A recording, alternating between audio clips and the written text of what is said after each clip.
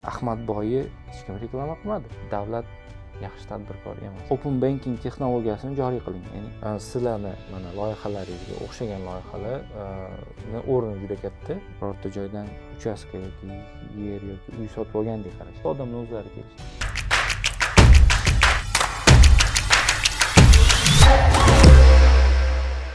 Assalomu alaykum, hurmatli Invest20 obunachilari.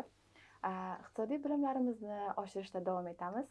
Bugungi mavzumiz avvalgi intervyularimizning mantiqiy davomi bo'lib, O'zbek fond bozoridagi umumiy muhit va undagi yaratilgan imkoniyatlar to'g'risida mutaxassisimiz fikri bilan yaqindan tanishamiz. Mutaxassisimiz JetUz rahbari Tolibjon aka Mirzaqulov. Assalomu alaykum, xush kelibsiz. Rahmat taklif qilganingiz uchun. Alaykum assalom. Assalomu alaykum. Yaxshi keldingizmi? Tolibjon aka, jamoamiz bilan siz haqingizda ma'lumotlarga xabarimiz bor, ammo obunachilarimizga o'zingiz haqingizda qisqa ma'lumot berib o'tsangiz. Xo'p, Jet investitsiya servisi rahbariman, uni asoschilaridan biriman. Axborot texnologiyalari va moliyaviy texnologiyalar sohasida 15 yildan oshiq tajribaga egaman. Iqtisodiyot sohasida mutaxassisman. Iqtisodiyot universitetining bakalavr magistratura yo'nalishini tugatganman va shu ikkita axborot texnologiyalari va iqtisodiyot kesishmasida faoliyat yuritib kelyapmiz. Oldin Uzinfocom axborot texnologiya vazirligi kabi davlat tashkilotlarida ishlab, keyinchalik Uzcard yoki bo'lmasa men hozir Jet investitsiya servisini tashkil qilish uchun Multibroker degan kompaniya ochganmiz. Shu kompaniyada hozirgi kunda ishlab kelyapman. Bizning loyihamiz Jet investitsiya servisi asosiy yo'nalishi bu fond bozorida hozirgi paytda foydalanuvchilarga investitsiya qilish, O'zbekiston fond bozoridagi aktivlarga investitsiya qilishni qulaylashtirib beradigan tizim yaratganmiz. Buni ham dastur desak ham bo'ladi, uni turli xil interfeyslar orqali taqdim qilinadi. Asosiy maqsadimiz shu O'zbekistonda investitsiya muhitini yaxshilash, aholini ortiqcha bo'sh turgan mablag'larni to'g'ri investitsiya qilish jarayonida qanaqadir qulaylik yaratish. Hozir oxirgi aytib o'tgan maqsadingiz bizni ham asosiy savolimiz edi-da. Ya'ni O'zbekistondagi investitsiya muhiti hozir aynan qanday holatda va boshqa mamlakatlarnikidan ko'ra qanday imkoniyatlarga ega, qanday imkoniyatlar yoki yaratib berilmoqda? Shuni umumiy qilib bir gapirib bersangiz. Investitsiya muhiti O'zbekistonda umuman olganda yaxshi. Odamlar investitsiya muhiti deganda ya'ni o'sha aholi yoki korxonalar tomonidan bo'sh turgan mablag'larni qaysidir sohaga yo'naltirish deb tushunsak bo'ladi. Hozirgi kunda bizni O'zbekiston o'ziga xos xususiyatlaridan biri bu investitsiyalarni asosiy targeti yoki bo'lmasam jalb qiladigan, tortadigan magniti bu bank sohasida. Undan keyin boshqa sohalar bo'lishi mumkin, ko'chmas mulk yoki fond bozori. Ko'pchilik rivojlangan davlatlarda, xorijiy davlatlarda buni teskarisini ko'rishimiz mumkin. Asosiy magnit fond bozorida ko'pincha jamlanadi, ya'ni odamlar, aholi ham, korxonalar ham o'zidagi bo'sh turgan mablag'larni fond bozoridagi turli xil aksiyalar, obligatsiyalarga kiritishadi. Banklar alternativ shu fond bozoriga alternativ instrument yoki vosita sifatida qaraladi. Bizda boshqacharoq, bizda ko'proq bank sohasiga pul oqimi boradi. Nimaga? Chunki banklar sohasida uzoq yillar davomida 100% barcha aholi depozitlari kafolatlangan degan qoida ishlab keldi. O'tgan yil bu planka 200 million chegara qo'yib qo'yildi. 200 million so'mgacha bo'lgan depozitlar kafolatlanadigan bo'ldi. Lekin baribir ham o'ylab qarasa aholini ongida o'sha bankka pul qo'yish xavfsizroq aksiyalarga nisbatan degan tushuncha bor. Ikkinchi tarafi ko'pchilik, ayniqsa aholini oladigan bo'lsak, yuridik shaxslarda unchalik emas, aholini o'rtasida o'sha aynan fond bozori ishlash mexanizmlari bo'yicha bilim, ko'nikmalar nisbatan past, yetarli emas. Ular misol uchun aksiya nima, obligatsiya nima, qanday qilib ularni sotib oladi, qanday ulardan daromad ko'radi, shu to'g'risida afsuski ma'lumotlar yetarli emas va tegishli vositalar, qulayliklar yetarli darajada taqdim qilinmagan bozorda, qilinmagan edi. Ya'ni ma'lumot tanqisligi ham bor, ma'lumotni yetkazishda ham muammolar bor, shundaymi? Shunaqa ma'lumot degandaki, ya'ni ular tushunishi kerak birinchi navbatda aksiyaga investitsiya qilish ularga nima olib keladi yoki obligatsiyaga investitsiya qilish nima olib keladi degan tushunchani ular aholi yaxshiroq biladigan bo'lsa, ko'proq odam fond bozorida ishtirok etishi mumkin va bu o'z-o'zidan fond bozorini jozibadorligini oshirishi mumkin. Bizda endi ko'proq aytaman, o'sha bank sektorida jamlangan, sekin-sekin bu paradigma o'zgarib, fond bozoriga ham o'tishni boshlashadi. Umuman olganda boshqa turlari ham bor. Ularni ham sekin-sekin mashhurligi oshib boradi. Hozirgi holatda, demak, asosiy farqi shu bizada investitsiyalarni bank sektorida yig'ilganligi, imkoniyat sifatida nimaga qarashimiz mumkin? Imkoniyat shundaki, investor nuqtai nazaridan fond bozoridagi passivlik hisobiga aktivlik ko'pmasligini hisobiga ko'pchilik aktivlar fond bozorida hozirgi kunda mavjud aktivlar bahosi past, ya'ni ularga talab kamroq bo'lgani uchun qiymatiga nisbatan misol uchun pastroq narxda savdoda bo'layotgan aktivlar bor. O'shaning uchun agar hozirgi paytda fond bozoriga kirishsa investorlar, shu boshlang'ich etapda o'sha talab pastlik paytida qanaqadir yaxshiroq aktivlarni arzonroq narxdan olish imkoniyatiga ega bo'ladi. Imkoniyat nuqtai nazaridan baholaydigan bo'lsak. Shu o'rinda baribir savol tug'iladi. Investitsiya muhitini shakllantirishda, investitsiya madaniyatini shakllantirishda bizga asosiy to'siq bo'layotgan omillar o'zi nimada? Birinchi navbatda aytish mumkin, bu qiziqarli aholi uchun yoki o'sha investor uchun qiziq bo'lgan aktivlarning kamligi.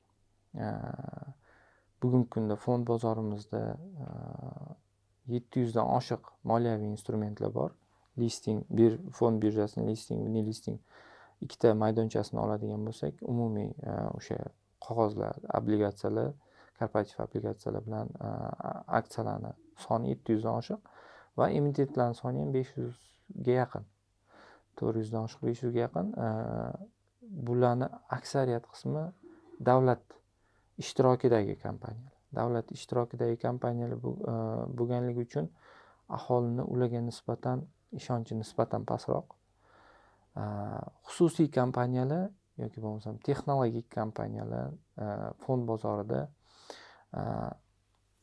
taqdim qilinmagan ularning moliyaviy vositalari. Aynan shu narsani o'zi birinchi e'tibor berilishi kerak bo'lgan narsalardan, to'siqlardan biri deyishimiz mumkin. Chunki bozorga odamni biza misol uchun o'sha investorlarni jalb qilganimiz bilan keyin mana bu aksiyalar bor, investitsiya qilgan yoki obligatsiyalar bor deganimiz bilan agar u yoqda bozorda mahsulot yaxshi bo'lmasa, bozorga odam kelmaydi. Qanchalik misol uchun jismoniy bozor, dehqon bozorini yoki birorta boshqa ixtiyoriy bozor oladigan bo'lsak ham, biz uni qanchalik chiroyli qilsak, bezasak, chiroqlar qo'ysak, boshqa qilsak, ichida mahsulot sifatsiz bo'lsa, hech kim bu bozorga kelmaydi.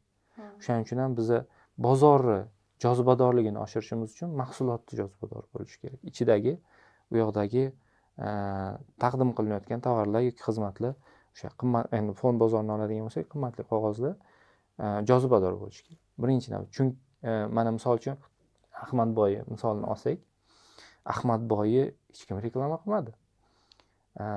Davlat ham birorta misol uchun Ahmadboyga yordam berish bo'yicha qanaqadir dastur qilgani yo'q. Odamlar o'zi topib, o'zi bor pulini olib borib berdi. Chunki jozibador, chunki daromad ko'rishni bildi. Biridan eshitdi, boshqasidan eshitdi. Agar kimdir fond bozorida daromad ko'radigan aktiv borligini bilsa, o'zi pul keladi. Biridan eshitib odamlar keladi. Demak, birinchi navbatda biz fond bozorini jozibadorligini yoki bo'lmasam ommabopligini oshirishimiz uchun u yoqda aktivlar bo'lishi kerak. Aktiv deganda qanaqa aktivlarni misol uchun aytishimiz mumkin? Birinchi navbatda meni fikrimcha, hozirgi kunda odamlarning ko'z o'ngida rivojlanayotgan kompaniyalar bor. Kengayayotgan, tarmoq bo'lib kengayayotgan, mashhur bo'layotgan kompaniyalar bor. O'shalarning agar qimmatli qog'ozlari fond bozorida bo'ladigan bo'lsa, aytaylik o'sha Korzinkaga o'xshagan tarmoqlar bo'lishi mumkin yoki bo'lmasam Safiya yoki bo'lmasam mana Evos, Fidap shunga o'xshagan har xil odamlarni ko'z o'ngida ko'payayotgan kompaniyalar agar qimmatli qog'ozdan chiqarsa yoki bo'lmasam har kun ishlatadigan mana turli xil ilovalar ClickPayMe yoki shunga o'xshagan banklarni misol banklar bor, moliyaviy texnologiyalar yoki texnologik kompaniyalarni aksiyalari agar fond bozorida bo'lsa, odamlar va o'sha aksiyalar narxi jadal xorijiy kompaniyalar aksiyalariga o'xshab o'sishi kuzatilsa, odamlar o'zlari kelishadi. Demak, birinchi to'siqlardan biri, to'siq yoki bo'lmasa muammolardan biri desak, bu o'sha bozorimizdagi qiziqarli aktivlarning yetishmasligi. Aktivlarga qiziqishni kamligiga yana bitta sabab katta ulushlarga davlat egalik qilayotgani emasmikan? Bu ham bitta omil bo'la oladi, to'g'rimi? Albatta, o'sha fond bozoridagi mavjud kompaniyalarning katta qismi 80 umumiy agar fond bozoridagi hamma aktivlarni olsakda, undagi davlat ulushini oladigan bo'lsak, 80% dan yuqori. Aynan shuning uchun ham o'sha qiziqish nisbatan pastroq. Chunki iqtisodiy tadbirkor nuqtai nazaridan oladigan bo'lsak, davlat yaxshi tadbirkor emas. Davlat regulyator, lekin davlat biznesmen emas. Davlat biznesmen bo'lmagani uchun davlat qatnashgan biznesda yaxshi samara kutish qiyinroq. Ko'p keyslar bor. Bu mahalliy bozorda ham, xorijiy bozorda ham, tarixiy nuqtai nazardan oladigan bo'lsak ham, kompaniya yaxshi samarali ishlash uchun u iqtisodiy mustaqil bo'lgani yaxshiroq. Bu ham albatta o'sha bitta faktorlardan biri, davlatni ulushini kattaligi. Keyingi yana bitta faktor o'sha to'siq yoki muammo haqida gapiradigan bo'lsak, o'sha odamlar bu narsaga murakkab narsaga qaragandek qarashlar. Ya'ni falon kompaniyani aksioneri bo'lsang bo'ladi yoki aksiyasini olsang bo'ladi desa, aksiya endi men boymanmi, bunaqa aksiya olaman yoki bo'lmasam qancha ovora bo'lish kerak, qayerga borish kerak, nima qilish kerak, qancha qog'ozbozligi bor degan gap bo'ladi. Ya'ni shu narsani oson ekanligini ular hozir ancha oson bo'lganini ko'pchilik bilmaydi. Misol uchun o'sha hozirgi kunda mobil ilovalar orqali masofadan turib o'sha brokerlik hisobini ochib, u yoqqa pul tashab aksiya olish mumkinligini, bu narsaga 5 minutdan vaqt ketmasligini, uydan chiqmasdan turib qilish mumkinligini ko'pchilik bilmaydi. Shu narsani sekin-sekin osonligi haqida tushuncha berib borilsa, yetib borsa odamlarga baribir bu narsaga sekin-sekin qiziqish oshadi. Hozirgi kunda o'sha odamlarda bu narsa murakkab, yuqori turgan narsadek qarashadi-da, menga emas bu narsa degan fikr bor. O'sha fikrdan sekin-sekin odamlar uzoqlashish kerak. Uning uchun bitta odamda, ikkita odamda, 10 ta, 20 ta, 100 ta, 100 mingta odamda qo'lida aksiya bo'lgandan keyin odamlar bu narsa oddiy narsa ekan. Mana qo'shnimiz oldi, hech qayerda ishlamasa ham aksiyasi bor. Nima men ola olmayman, men ham kirib olib qo'yaman degan narsa bo'lib, sekin-sekin odamlar bu bozorga kirishni boshlashadi. Lekin birinchi navbatda o'sha aytayapman, daromad ko'rish kerak. Kimdir daromad ko'rsa, odamlar o'zlari kelishni boshlashadi. Endi daromad ko'rish bilan birga, masalan, Evis'ning aksiyasi bor ekan, men o'shani hozir sotib olganman, shundan daromad oldim desa, yana ham tushunarliroq bo'lardi-da. Chunki odamlar Evis'ni biladi. Lekin shunaqangi kompaniyalar bor, ularni mashhurligi yoki qanchalik yillik daromadi haqida agar iqtisodga qiziqadigan odam bo'lmasa, oddiy aholini xabari bo'lmay qoladi-da. Ya'ni kompaniyalar o'zlarini tanishishlari uchun ham o'zlari harakat qilishlari kerak. Lekin ular nimaga tanishishga harakat qilishmaydi? Chunki ularning aksiyalarining katta ulushi davlatga tegishli. Yo'q, endi xususiy kompaniyalar misol uchun bu yoqda qilishi mumkin. Xususiy kompaniyalarning aksiyalari fond bozorida paydo bo'lishi kerak. Bu narsani sekin-sekin ular ham tushunib yetadi. Hozirgi etapda bu narsaga qattiq harakat qilinmayotganligining sababi bozorda ishtirokchilar kam. Ya'ni kimdir aksiya chiqarsa, uni xaridori bo'lmaydi. Chunki fond bozorida ishtirokchi kam. Nimaga ishtirokchi kam? Chunki aksiya yo'q. Ikkita bir-biriga bog'liq bo'lgan nima bor? Shunaqa bo'lyapti hozir. Uni buzadigan hozir davlat tomonidan to'g'ri usullar qilinyapti, to'g'ri choralar ko'rilyapti. Shular natijasida men o'ylashim bo'yicha bozorda faollik oshadi. Shulardan bittasi misol uchun aytishimiz mumkin, obligatsiya. Obligatsiyalar mohiyatan qaraydigan bo'lsak, bank depozitdan katta farq qilmaydi.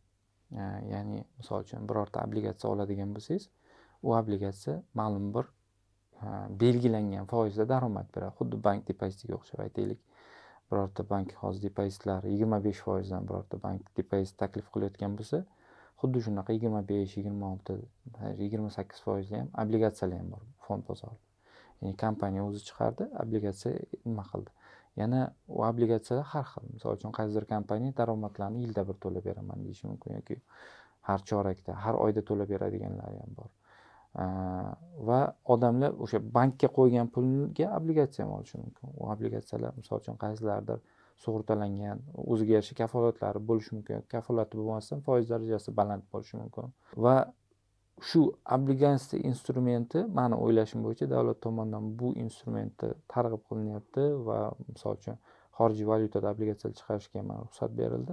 Bu narsalar orqali odamlar bankka alternativ sifatida obligatsiyalarni ko'rishi mumkin. O'zi misol uchun pulli siklini oladigan bo'lsak, bank qayerdan daromad ko'radi? Odamlardan depozit jalb qiladi. Aytaylik 25% dan. Biznesga yoki tadbirkorlarga kredit beradi yoki odamlarga iste'mol kreditlari beradi. Aytaylik 28-30% o'rtada marja bo'ladi. Biznesga pul kerak bo'lsa, bankdan kredit oladi. 28-29% dan deylik. Bank 23, 25, 24% dan pul jalb qildi, o'rtada 3-4% marjasi bor. Bankka asosiy biznesi makro darajada qaraydigan bo'lsak shu. Endi obligatsiya shu tsepotchkadan bank chiqarishi mumkin. Ya'ni kompaniyaga pul kerak bo'ldimi, u bankka bormaydi, o'zi obligatsiya chiqaradi. Bu yoqdan investor o'sha kompaniyaga obligatsiyani sotib olib, pulini kompaniyaga beradi.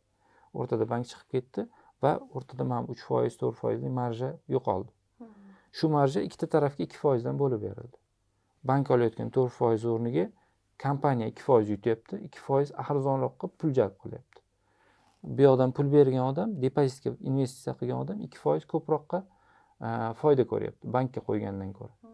O'shani hisobiga obligatsiyalar depozitlardan ko'ra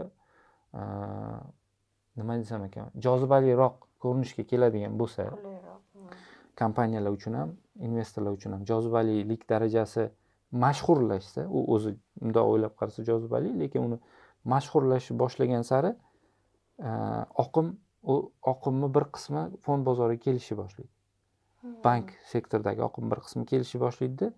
O'sha orqali aholi fond bozorida bozor qaynaydi, odam ko'payadi, odam ko'paygandan keyin talab oshadi, talab oshgandan keyin narx oshadi, narx oshgandan keyin odamlarning daromadi oshadi, daromad oshgandan keyin yana odam kelishni boshlaydi.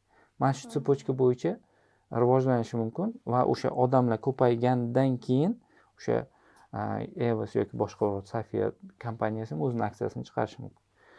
U aksiyasini chiqarish ularga qo'shimcha yana bitta ustunligi bor. Nima? Loyalnost oshiradi. Men agar misol uchun menda aytaylik 10 million so'mlik, 20 million, 50 million so'mlik Evos aksiyasi bo'lsa, portfelimda, investitsiya portfelimda, men qayerdandir ovqatlanmoqchi bo'lsam, Evosga boraman. Chunki daromadning bir qismi aylanib men o'zim uchun cho'ntagimga keladi. Yoki kimdir ovqat qayerga boramiz desam, birorta Fidatkam, Evoskamisi ketdi, Evosga deydi. Chunki men undan moliyaviy manfaat ko'raman. U meni aktivim deylik. Shu orqali nima bo'ladi? Nima desam ekan, loyalnostni oshirish mumkin kompaniyalar. O'sha orqali misol shu narsani tushunib ham aksiyalarni bozorga chiqarish mumkin, bu narsani targ'ib qilish mumkin. Umumiy xulosa qilib aytganda, hozir men bitta narsa tushundim.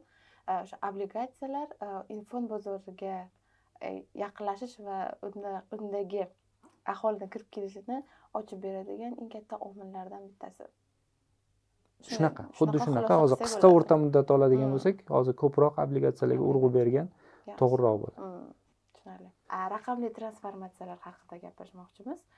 Chunki hozir aytyapsiz, aholiga uydan chiqmasdan turib, aslida aksiyalarni sotib olish imkoniyati bor, lekin ularning xabarlari yo'q. Raqamli transformatsiya ishlari o'zi bizning mamlakatimizda qanchalik jadal rivojlanib kelmoqda, qanday imkoniyatlar yaratib berilgan? JetUz misolida ham tushuntirib bersangiz bo'ladi. Xo'p, raqamli transformatsiyani asosiy beradigan ustunligi bu texnologik qulaylikdan tashqari ommalashishga imkon yaratadi. Bizda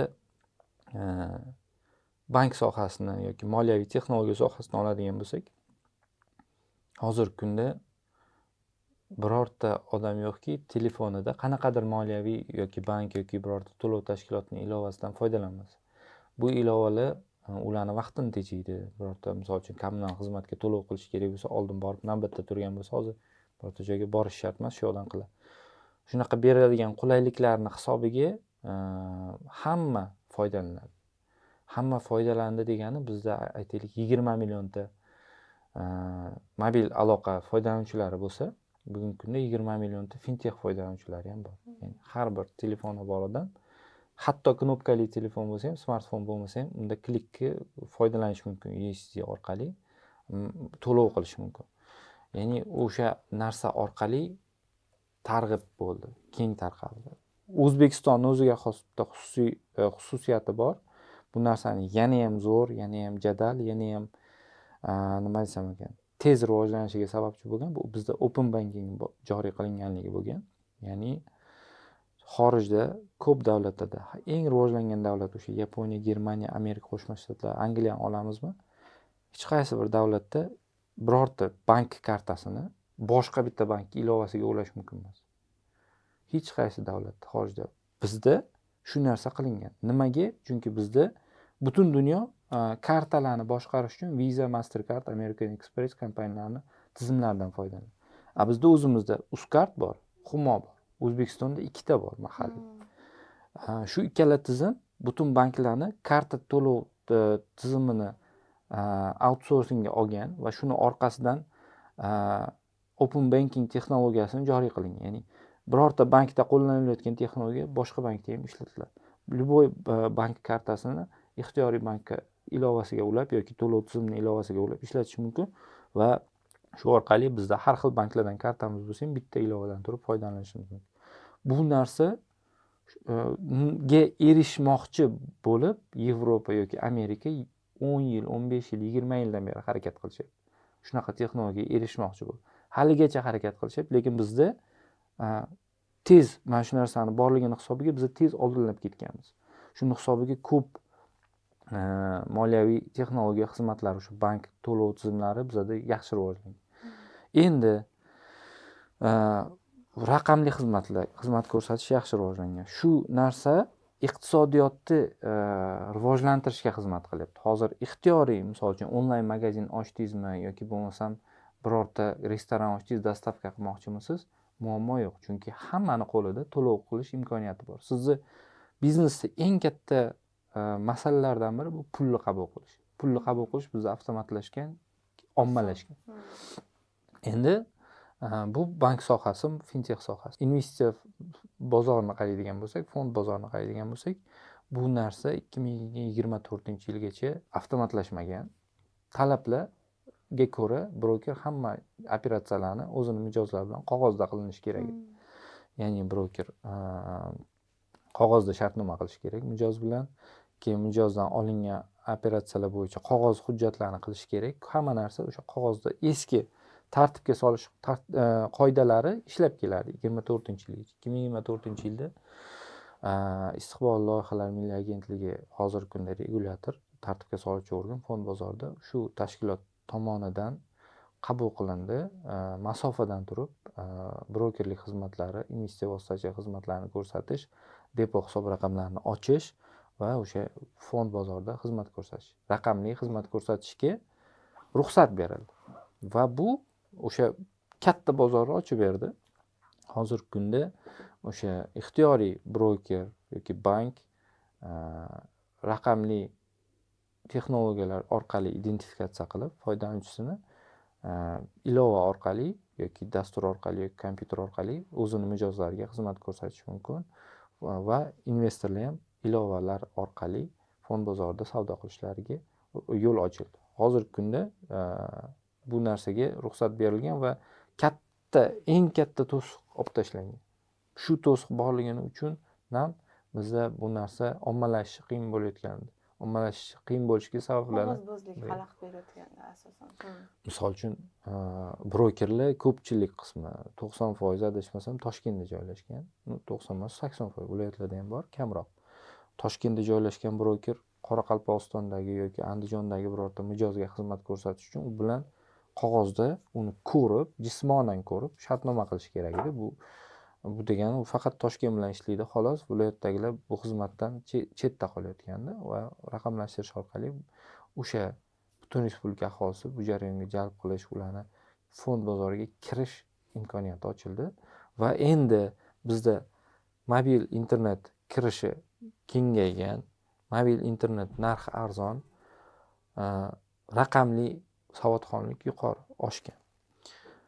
Uni ustidan moliyaviy savodxonlik oshgan, moliyaviy texnologiyalar bor, banklarning ilovalari bor. Endi biz o'shani ustidan biz mana bu yoqda keng yaxshi fundament ustiga investitsiya savodxonligini oshirib, investitsiya texnologiyalarini joriy qiladigan bo'lsak, odamlarga oson bo'ladi. Odamlar tezroq bu narsaga kirishi mumkin. Ya'ni hozir texnologik tarafdan bizning bozor yetarli vositalarga ega. Endi o'sha yana aytganimdek, agar qiziqarli aktivlar bilan fond bozoriga odamlarni jalb qilish uchun ancha osonlashdi bu jarayon. Men aytmoqchi bo'lganim, fundament yaxshi qurilyapti. Hozir ancha-muncha imkoniyatlar yaratib berilgan. Demak, raqamlashtirish texnologiyasi bizda o'zini natijasini allaqachon bera boshlagan. Shunaqa, mana Jet misolida ayting dedingiz. Jet misolida aytadigan bo'lsak, Jet servisi biz 2022-yilda ishga tushirganmiz, bozorga chiqarganmiz. Undan oldin fond bozorida savdo qiladigan, ya'ni fond birjasiga kirish imkoniyati bo'lgan investorlarning soni taxminan 10 mingta bo'lgan. O'sha biza hozir 2 yilcha bo'ldi. Biz ishga tushganimizga 2 yildan oshdi. Hozirgi kunda bu ko'rsatkich 100 mingga yaqinlashdi, 80 ming, 100 mingga yaqinlashdi. Fond bozorida ishtirok etayotgan odamlarning soni. Investorlar soni undan ko'p. Vaqtida 90-yillarda ham banklarning aksiyalari, banklarning xodimlariga yoki katta-katta sanoat tashkilotlarining aksiyalari o'zlarining xodimlariga taqdim qilingan. Ularda ko'pchilikda aksiyadorlari bor. Ular soni adashmasam shu yil yanvarda aksionerlar soni 1 milliondan oshadi. Yoki yanvar yoki fevral oyida. 900 necha ming edi oxirgi ko'rsatkich dekabrdagi. Lekin aynan fond bozoriga kirib savdo qilishmaydi. Ular ko'pchiligi prosta aksiyasi bor, ular nomida hisobga qo'yilgan bor. Fond bozoridagi ishtirokchilar hozir уже 100 mingga yaqinlashdi. Bu ham o'sha Jetda bir bozorga qo'shgan hissalardan biri deyishimiz mumkin. Biz o'zimiz orqali 60 mingtadan oshiq foydalanuvchi fond bozoriga kirib keldi. Biz ularga o'sha qulaylik yaratdik. Keyingi masala, bizni loyihamiz Jet investitsiya servisini oladigan bo'lsak, o'ziga xos taraflardan biri biz ilovamiz, biz alohida ilova ko'rinishida ishga tushirmaganmiz. Biz servisni ekosistemani o'yinchisi sifatida bozorga chiqarganmiz, ya'ni har xil ilovalarni ichiga kira oladigan servis qilib yaratganmiz. Hozirgi kunda 10 ga yaqin ilovaning ichida ishga tushirdik. Multikart, Alif, Zumrad, Milliy va shunga o'xshagan 10 ga yaqin fintech va bank ilovalarining ichida ishga tushirganmiz. Hatto Mayus Telekom kompaniyasini ilovasidan turib ham siz aksiya sotib olishingiz mumkin. Shu narsani biz yo'lga qo'yganmiz va bu jarayonni biz yana ham kengaytirmoqchimiz. Bu yilga rejamiz katta. Yana ham ko'proq ilovalarga kirib borib, o'sha ilovalarning auditoriyasini fond bozoriga olib kirmoqchimiz. Bu aynan o'sha bizni texnologiyamizni yaratayotgan ustunligi, berayotgan qulayligi desak bo'ladi. Chunki aytaylik, birorta bank o'zi fond bozorida savdo qiladigan ilova yaratmoqchi yoki birorta broker. Xorijda mana Rossiyani misolida olsak, Sber investitsiya, Tinkoff investitsiya degan o'sha Sberbank, Tinkoff ilovalari bor. Ular o'zin bankini mijozlari uchun chiqargan bu narsani. Xuddi shunday agar bizda ham birorta bank yoki bo'lmasam to'lov tashkiloti qilmoqchi bo'lsa, komanda yaratish kerak. Texnik komandani o'ziga pul sarflash kerak, uni shakllantirish kerak. Keyin qanaqadir brokerlik xizmatini ko'rsatadigan komanda bo'lishi kerak. Mijozlarga savollariga javob beradigan komanda bo'lishi kerak. Va ular birgalashib 1 yil vaqt sarflab, kamida $500 million pul sarflab shunaqa ilovani yaratish kerak va uni bozorga olib chiqish kerak. Bozorda hozir nima desam ekan, faollik past bo'lgandan keyin daromadlik darajasi ham past bo'ladi. Kiritilgan mablag' o'zini qoplash muddati cho'zilib ketadi. Jet bilan integratsiya qilsa, banklar nima olyapti? Biza banklar bilan yoki o'sha to'lov tashkilotlari bilan integratsiya qilganda 2 haftadan 1 oygacha muddat ichida kapital investitsiyalasiz ularning ilovasining ichida fond bozorida savdo qilish imkoniyatini yaratib beryapmiz. Oson integratsiya qilish mumkin. Texnik tarafdan katta resurs sarflanmaydi. O'sha 2 hafta ichida ilovasining ichida ishga tushdi. Bo'ldi. Mijozlariga fond bozorini trading, investitsiya imkoniyatlarini taqdim qilyapti. Hech qanaqa nimalarsiz, kapital xarajatlarsiz.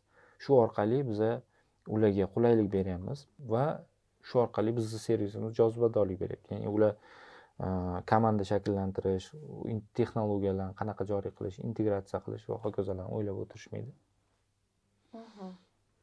Ancha qulayliklar yaratilgan, faqat bularni yanada ommalashishida o'zimiz hissamiz qo'shishimiz kerak. Sizlarni mana loyihalaringizga o'xshagan loyihalarni o'rni juda katta. Birinchi navbatda o'sha aytganimiz investitsion savodxonlik. Odamlarga investitsiya qilish kerakligini, uni muhimligini sizlar ko'rsatib beryapsizlar va uni osonligini ham ko'rsatib beryapsizlar. Shuning uchun ham sizlarning loyihalaringizga o'xshagan loyihalar hozir bizni bozorimizga juda ham kerakli. Qilayotgan ishlaringiz uchun rahmat. Bilishim bo'yicha, JET.uz'da xalqaro investorlar ham faoliyat olib borishadi. Xalqaro investorlar va mahalliy investorlarning o'rtasidagi umumiy farqlar bormi yoki shunaqa jihatlari bilan ajralib turadigan tomonlari bormi? Mahalliy investorlarda qanday vaziyat? Shular haqida bir. Xo'p, to'g'ri, bizning servisimizdan xorij fuqarolari ham foydalanishadi, lekin aksariyat hollarda o'sha xorijlik fuqarolar O'zbekistonda kelib ishlayotgan, yashayotgan fuqarolar bo'lishi mumkin. O'shanaqalar foydalanishadi. Ular o'sha broker orqali identifikatsiyadan o'tib, servisimizga kirib dostуп olishgan bo'ladi, o'zlarining hisoblarini ulashgan bo'ladi va ular tomonidan beriladigan savollar yoki amalga oshiriladigan faoliyatni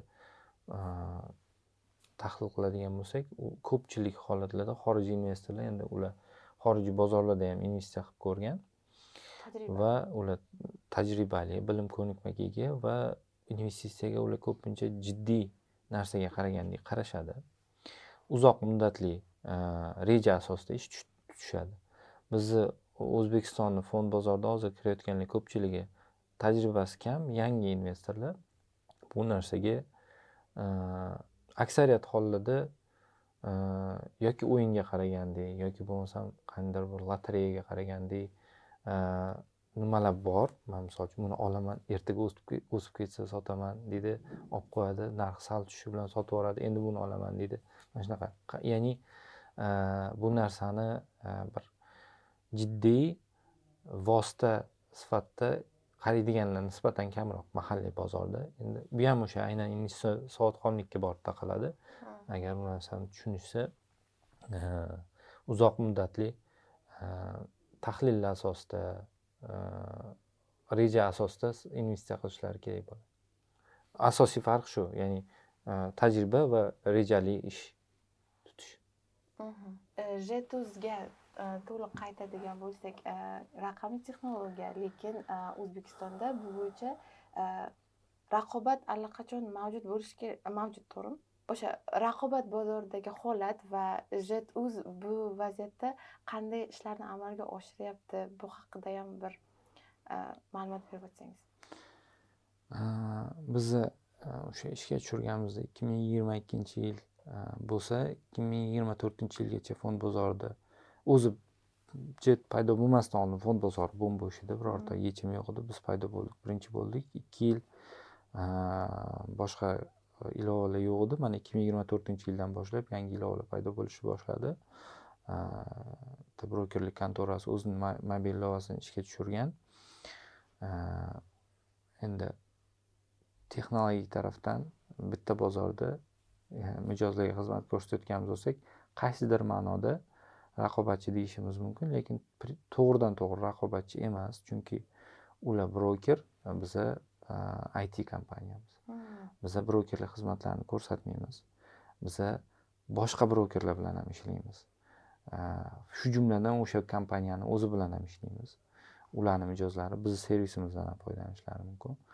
Va biza turli xil ilovalarda ishlaymiz. Ya'ni ular o'zlarining ilovasini ishga tushirishgan bo'lsa, bizda har xil ilovalarda kirish imkoniyati bor. Shu taraflarni oladigan bo'lsak, mahsulot jihatdan qaraydigan bo'lsak, farqlari katta. To'g'ridan to'g'ri raqobatchi deyish qiyin. No, qaysidir ma'noda bir-biri bilan mijozlarga aytaylik, raqobat qilishimiz mumkin. Qulayliklar yaratish bo'yicha bir-birlar raqobat bor, to'g'rimi? Masalan, mijozlarga qulaylik yaratish. Shunaqa qanaqadir misol uchun yangi funksiyalar nimalar tarafdan ular bilan bitta bozordamiz.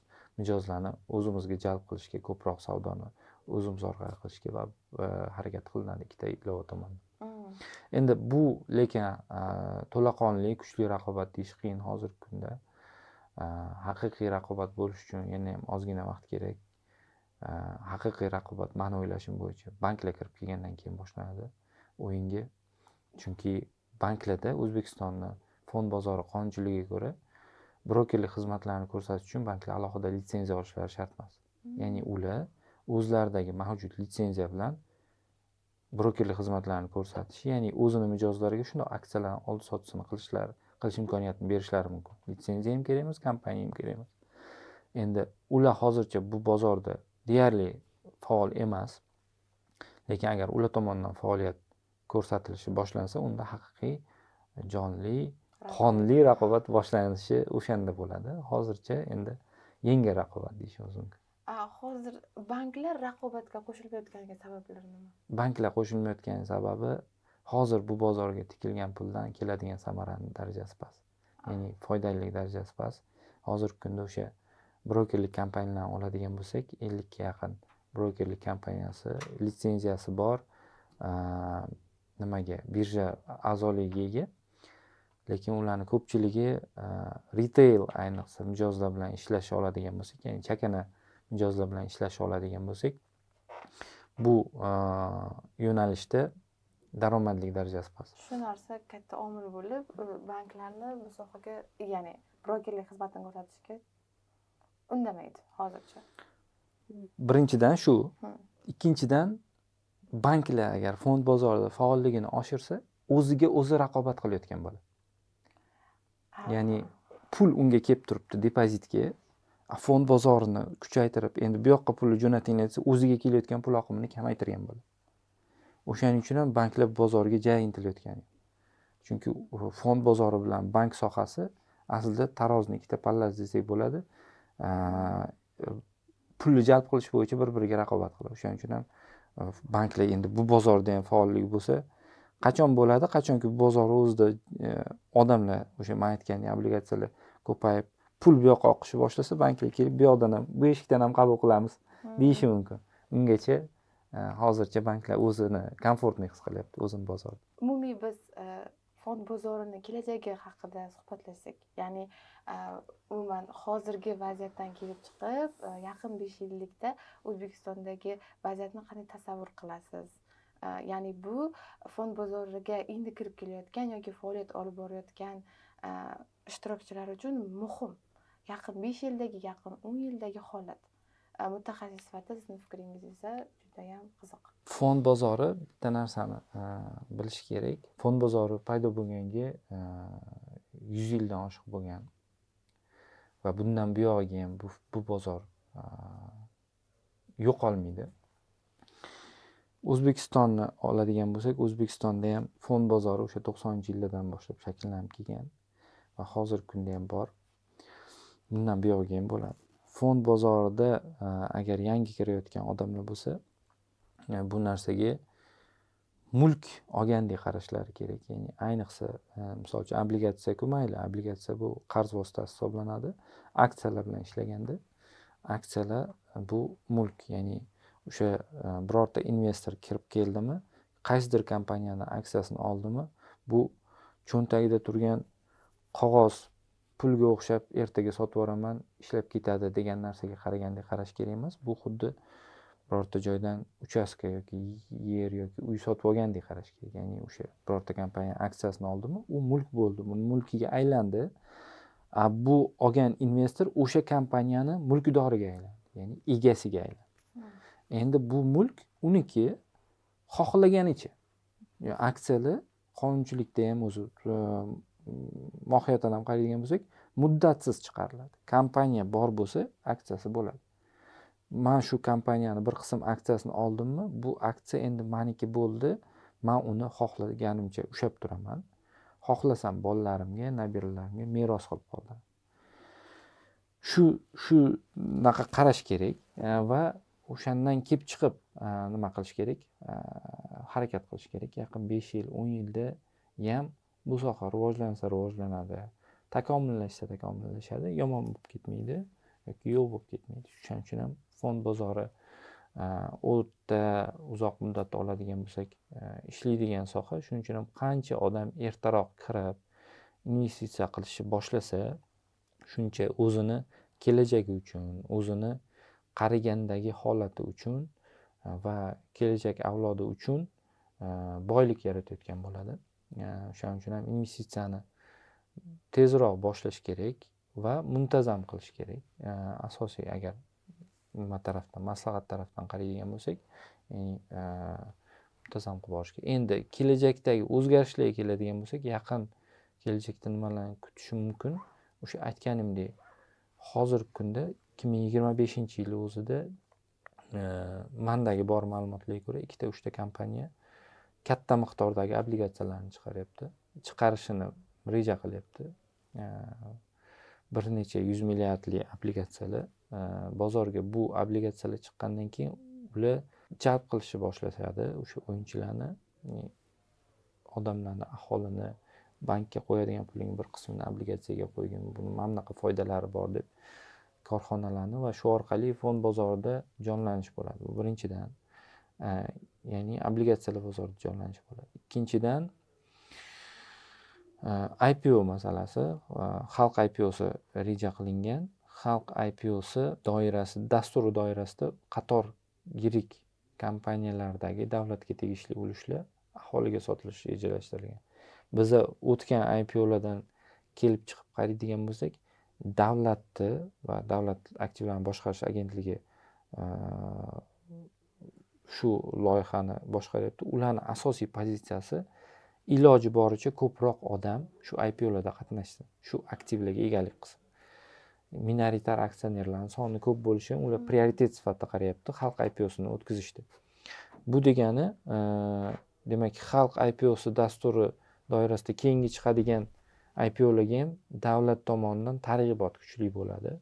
O'tgan safar shu yil oktyabr oyidan dekabr oyining noyabr oyining oxirigacha O'zbekiston tovar xomashyo birjasining IPOsi bo'ldi. Juda ham yaxshi IPOlardan biri bo'ldi deyishimiz mumkin. Birinchidan, ishtirokchilar soni ko'p bo'ldi, kanallar har xil bo'ldi. Bir nechta ilovalar, auksion tizimi yoki boshqa tizimlardan foydalanish imkoniyatlarini ko'rdik va asosiysi bu IPO daromadlilik darajasini ko'rsata oldi. Ya'ni o'sha aksiyani olgan odamlar hozirgi kunda уже 30% dan oshiq daromad ko'rdi. 2-3 oy ichida.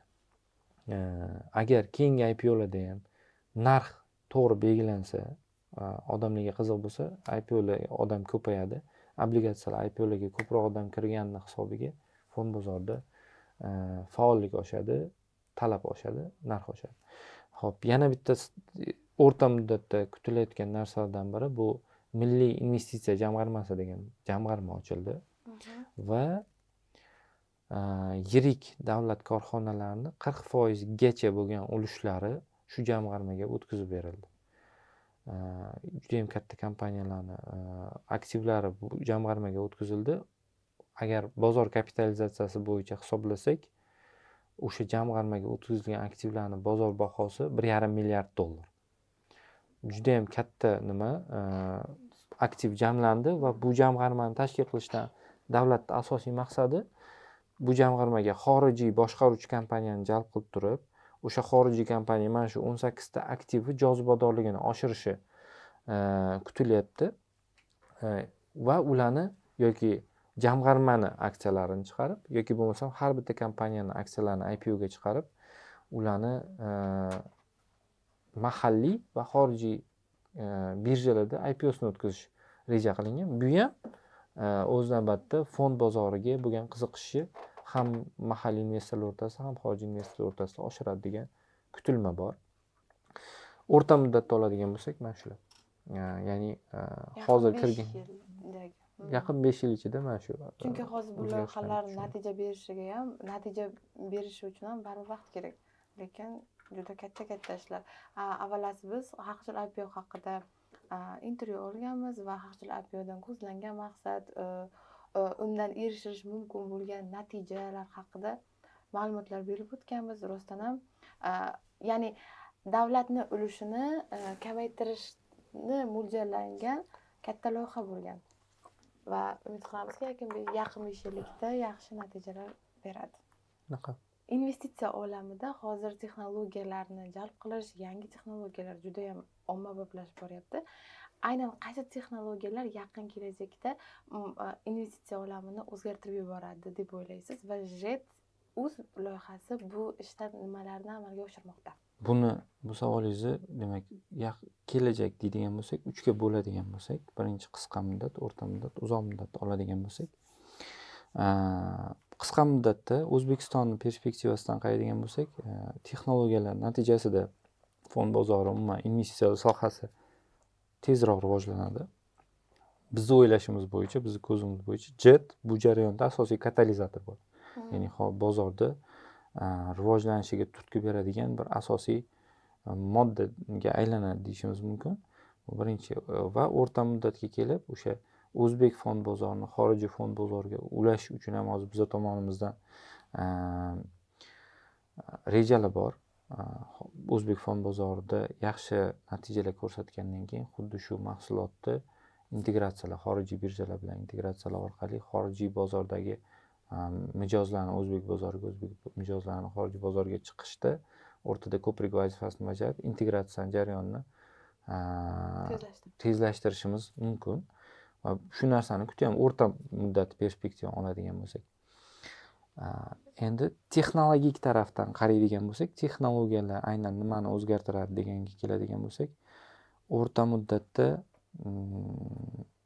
global bozorni qaraydigan bo'lsak, 10 yillik perspektivani olsak, o'rta muddat deb, vositachilarni o'yindan chiqishiga sabab bo'lishi mumkin texnologiyalar. Ya'ni nima degani bu? Misol uchun hozirgi kunda texnologiyalar shu darajada rivojlanyapti, dasturiy ta'minotlarning imkoniyati ham, qurilmalarning imkoniyati ham, qurilmalarning tarqalganlik holati ham shunaqa imkoniyat beradiki, bizni bozorni ishlashi uchun o'rtada vositachilar kerak bo'lmay qolishi mumkin. Vositachi kimlar? Bular brokerlar, banklar. Xitoyni oladigan bo'lsak, Xitoy o'zini raqamli valyutasini chiqardi. CBDC deyiladi, ya'ni Central Bank Digital Currency. Uni chiqarishda ham bir necha podxodlar bor. Xitoy banklarni saqlab qolish podxodidan ketdi. Ya'ni banklar ham o'sha raqamli pulni boshqarishida, aylanish tsepochkasida o'zini o'rnini yo'qotmadi. Hozirgi etapda bu narsa kerak edi, lekin ular shunaqa qilishi mumkinki, raqamli pulni chiqarib, banklarni o'yindan chiqarib yuborishi mumkin. Chunki pul faqat telefonda bo'ladi. Telefonda va serverlarda saqlanadi. U misol uchun raqamli pulda ko'pincha blokchain texnologiyasi ishlatiladi. Unchalik ham ahamiyati yo'q. Qaysi texnologiyani ishlatgandan qat'iy nazar, uni pulni aylanish uchun bitta odam ikkinchi odamga pulni o'tkazish uchun o'rtada vositachi shart emas. Tartibga solish uchun ham o'rtada vositachi shart emas.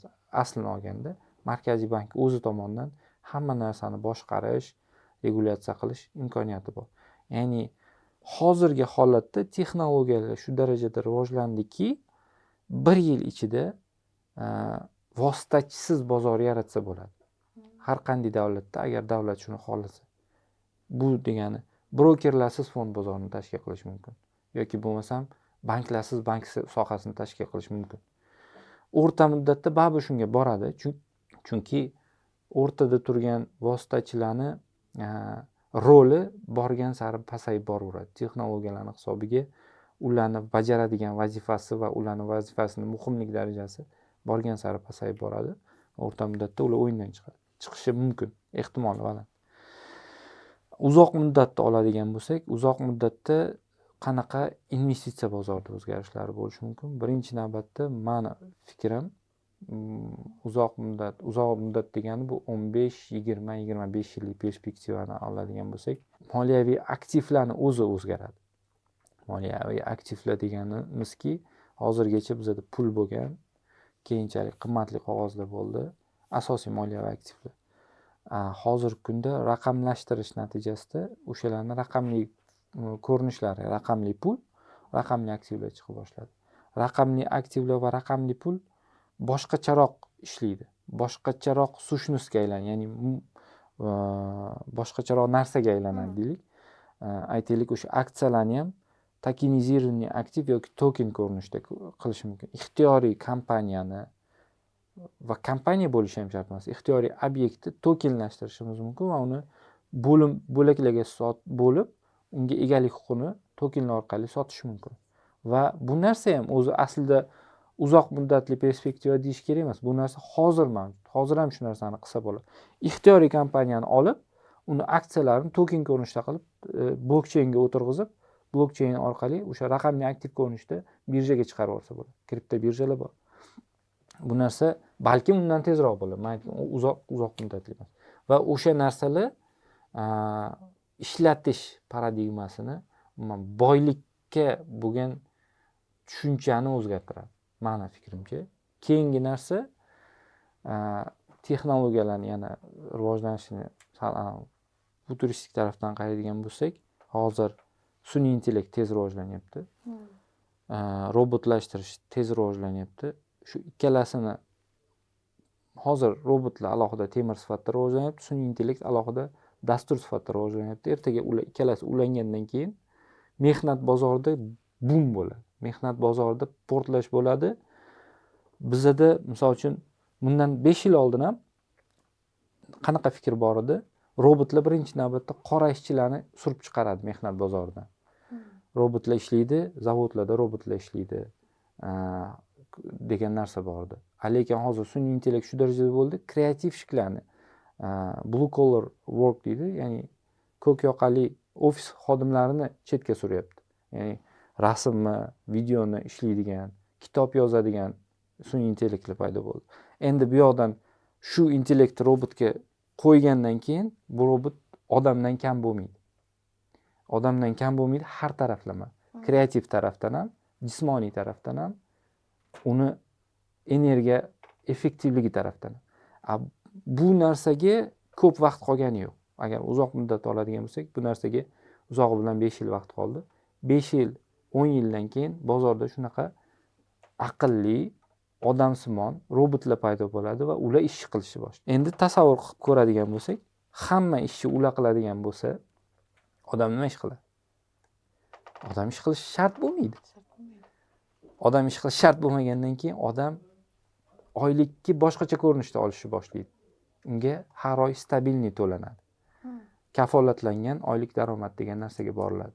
Va u yana o'sha odamlarni boylikka nisbatan, uni to'plashga nisbatan qarashini o'zgartirib yuborishi mumkin. Ya'ni odamga o'sha boylik to'plash shart bo'lmaydi, chunki unga davlat tomonidan yoki qanaqadir korporatsiya tomonidan kafolatlangan oylik daromad kelib turadi. Shunaqa, xullas, agar uzoqroq muddatda oladigan bo'lsak, bozor umuman o'zgarib ketishi mumkin. 15-20 yillik perspektiva, lekin hozirgi etapda shunaqa. Lekin sun'iy intellekt bilan birlashgan robotlar o'sha odamlarning ishini tortib borgandan keyin ham baribir odamlar daromad qilish uchun investitsiya bozoriga o'zi kirib kelsa kerak. Ya'ni daromad uchun investitsiyalar eng muhim omilga aylanib qoladi bu vaziyatda deb o'yladim hozir. Chunki ko'pchilik ishini ham yo'qotadi-da, keyin qayerdandir daromad qilish kerak-ku. O'sha narsa aytaman, agar robot ish qilishni boshlasa, qiymatni robot yaratishni boshlaydi. Ya'ni qiymatni robot yaratdi, boylikka robot yaratyapti. Odam ishlatadi u boylikni. Yaratish shart emas. Odamga tayyor keladigan boylik paydo bo'ladi. U keyin ishlash shart bo'lmasligi mumkin, daromad ko'rish shart bo'lmasligi mumkin. Endi bu bilmayman qanchalik bu narsa qanaqa rivojlanadi, lekin umuman oladigan bo'lsak, bu fikrda jon bor. Shu fikrda. Bu fikrdan keyin qo'rqish kerakmi yo xursand bo'lish kerakmi bilmay qoldim. Ya'ni bu uzoq 5 yil ichida Yo, 5 yilda bu narsa endi paydo bo'lishi boshlaydi, lekin bozor o'zgartira olmaydi. Bozor o'zgartirishiga 20 yil kerak. Hmm. Elektromobilni ham bozor o'zgartirish uchun paydo bo'lgandan 20 yil ichida elektromobilni dizel yoqilg'isini chiqazadi. Xuddi shunday mana bu narsalar ham paydo bo'lgandan keyin 20 yil ichida bozor o'zgartirish mumkin. Sikl shunaqa. Bizda bilet savollar bor edi. Ularga qisqa va tez javob bersangiz xursand bo'lardik. JetUz uchun eng muhim maqsadni bitta jumla bilan ifodalay olasizmi? Kamida 1 millionta odamni farovonligini ta'minlaydigan investitsiya bozoriga olib kirish. Sizningcha qaysi sektorlar O'zbekistonning investitsiya bozoridagi eng ko'p o'sish imkoniyatiga ega? Texnologik sektor va xususiy sektor. Bozor tahlilida qanday metodlardan foydalanasiz? 3tasini sanab bering. Bu hammada subyektiv. O'zimnikilarni aytadigan bo'lsam, PB, ROE va narx dinamikasi. JetUzning qaysi 3ta innovatsion mahsulotlari yoki xizmatlari bilan maqtana olasiz? Multiplatformalik, ya'ni har xil ilovada ishlashi, multibrokerlik, ya'ni har xil brokerlar bilan ishlay olishi va TradingView integratsiya qilinganligi. Moliyaviy savodxonlikni oshirish bo'yicha qaysi 3ta kitob yoki mashg'ulotni maslahat bera olasiz? Birinchi navbatda iqtisodiyot asoslarini o'rganib olish, talab taklif qonuni qanaqa ishlashini. Ikkinchi narsa bu har oyda kamida 10% daromadni investitsiyaga yo'naltirib borish muntazam ravishda har oy. Va uchinchisi tendensiyalarni kuzatib, reja bilan ish qilish. Mazmunli suhbat uchun sizga katta rahmat. Sizlarga ham katta rahmat taklif qilganlaringiz uchun. Umid qilamizki, suhbatimizdan juda ham ko'p va yaxshi ma'lumotlarni oldingiz. Sizlar bilan keyingi sonlarimizda ko'rishguncha.